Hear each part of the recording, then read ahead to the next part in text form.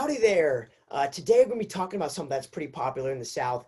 It's pretty popular in Tejas, where I come from, and it's actually natural gas. So it drives our cars and it fuels our stoves. But have you ever wondered, how do we get this stuff? How do we get this out of the ground? Well, it's not just accredited to pumping it out of the ground like you'll see in movies in certain places where it's this big tower and it's pumping all this black liquid out. But it's also not just that, but something we call fracking.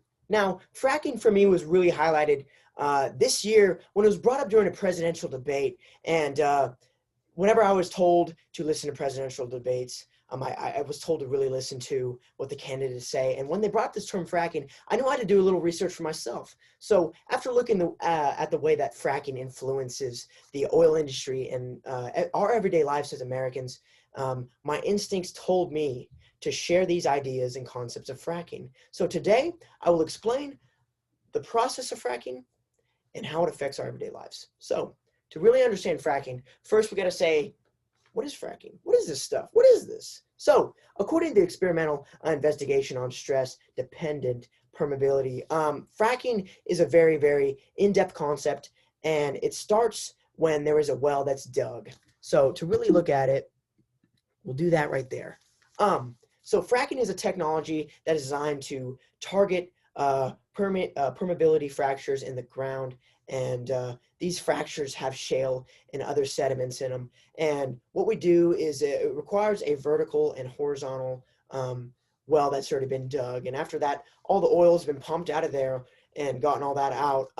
It's at a completion stage. So what happens is highly pressurized water, chemicals, and proppants are then injected into the well. And this is what we call fracking. So this water and whatnot will come right down that well there and target these fractures and suck all that shale and all that sediments out to really get the best out of that well. And after the water is pumped down there, it will travel back up through there and travels horizontal and vertical in the well. And when it's back at the top, it's processed, stored, and transported to be made into natural gas.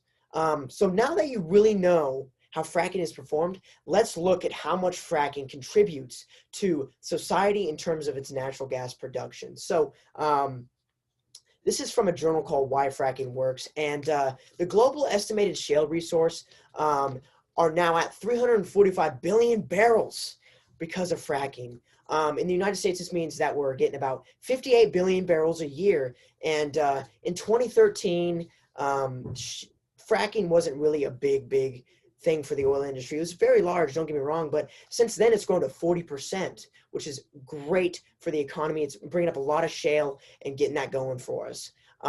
So it's been deemed that we're pretty good contributors for the fracking industry. And according to the environmental management guidelines for determining environmental cost, estimated that only 15% and as little as 5% of gas content in terms of shale is produced from fracking. So these percentages vary, and really what fracking is, it's kind of a sort of a cleanup. So we pump the oil out of there and whatnot, and then we shoot these highly pressurized chemicals and water into there to get every inch and every piece of natural gas out of that well, because natural gas is not going to last forever because it's a non-renewable resource. So we need to make the best of every well. So looking into fracking, the fracking industry is something that really grows our economy each year and helps us be main contributors to the oil industry. But there's also certain scientists and scientific researchers that say that fracking may not be the best for the environment. So fracking for the environment, this comes from the Annual Review of Environmental and Resources.